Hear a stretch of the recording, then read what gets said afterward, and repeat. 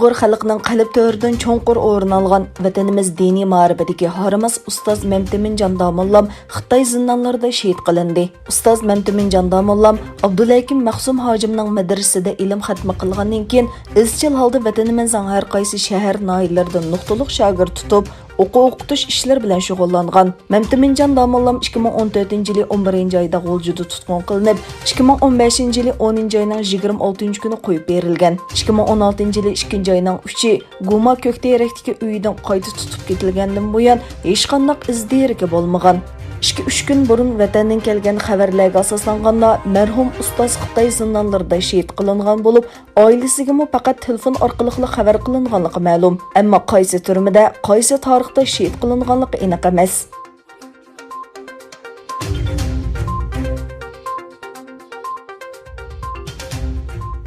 Belgiyaning poytaxti Biryosilda yuzlagan kishi Xitoyning Sharqi Turkistondagi bostirish va qirg'inchilikqa qarshi namoyish o'tkazdi. Biryosildagi markaziy vokzalning oldida yig'ilgan Belgiya Uyg'ur jamiyati va turk ommaviy tashkilotlari Xitoyning Sharqi Turkistonda Uyg'ur va boshqa musulmonlarga qaratgan bostirish, zulm va qirg'inchiliklarga qarshi namoyish o'tkazdi. Namoyishga qatnashgan 300 dak kishi Uyg'urlarga erkinlik, irqiy qirg'inchilikni to'xtat va yig'ilish lagerlari taqalsin degandek shiorlar yozilgan plakatlarni ko'tarib olgan edi.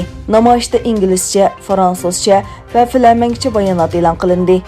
Bayonotda taxminan 3 milliondek Uyg'urning Xitoy tarafidan yig'ilish lagerlariga qamalganligi, Xitoyning bo'lsa bu lagerlarni dunyodan yoshirishga urinayotganligi tilga ilindi va buning og'ir kishilik huquq tajovuzchiligi ekanligi ta'kidlandi.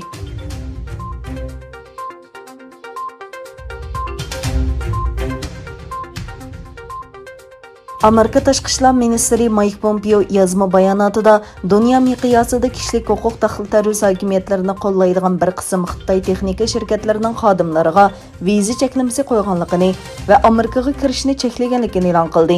Viza cheklamasi va cheklashning Xitoy Kompartiyasi hokimiyatining kishilik huquq dafsanchiligini qo'llaydigan bir qism xaviy xizmatchilarga qo'llanganligini bayon qilgan Pompeo, bu shirkatning Xitoy hukumatining nazorat qilish quroli ekanligini, siyosiy o'qituvchilarni tekshiradiganligini va Sharqi Turkistondagi jazo lagerini qo'llaydiganligini bayon qildi.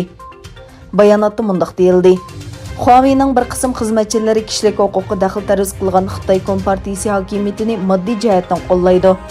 Dunyoning har qaysi joylaridagi telegraf shirkatlari bu uchurni o'ylashi kerak. Agar Huawei bilan savdo qilsa, ular kishilik huquqni dafsanda qilguvchilar bilan savdo qilgan bo'ladi.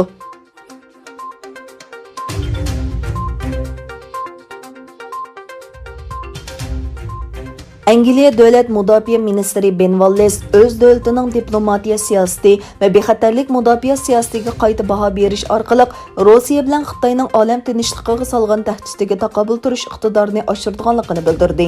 Wallace yakshanba kuni gazeta Telegraf gazeti uchun yozgan maqolasida bu hafta Rossiyaning sun'iy hamrohda qurol alohidligi bor raketani sinov qilib, bo'shliqdan tinch foydalanishga tahdid selish o'z davlatimizning bexatarligiga tahdid ilib kelganligini bizga eskartdi dedi.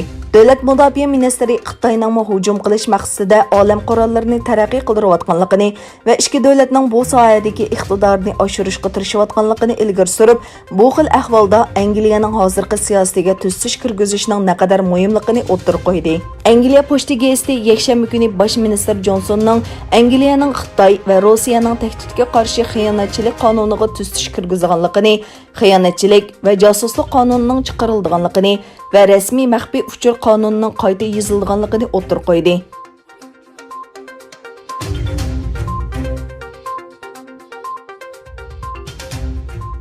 Xitoy virusi bayqalmagan Shimoliy Koreyada tunji qatim bir kishi virus bilan yuqumlangan degan gumon bilan qo'lga olindi. Pyongyang hukumati Kaesong shahrida jiddiy ahvol e'lon qildi.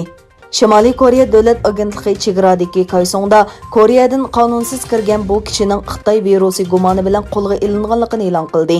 Chaoshan rahbari Kim Jong-un partiyasi bilan ko'rishib, Kaesong shahrida yuz bergan jiddiy voqeani muzokara qildi.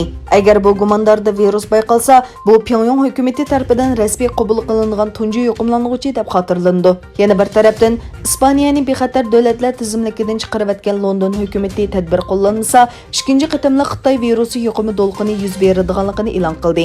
Angliya Tashqi ishlar ministri Dominic Raab Ispaniyaning 14 kunlik karantin kechirim qilingan davlatlar tizimligidan chiqarib etilishi kerakligini o'tirib qo'yib, agar tadbir qo'llanmasak, biz Xitoy virusi yuqumida ikkinchi to'lqin va yangi karantin davrini boshdan kechirishimiz mumkin dedi.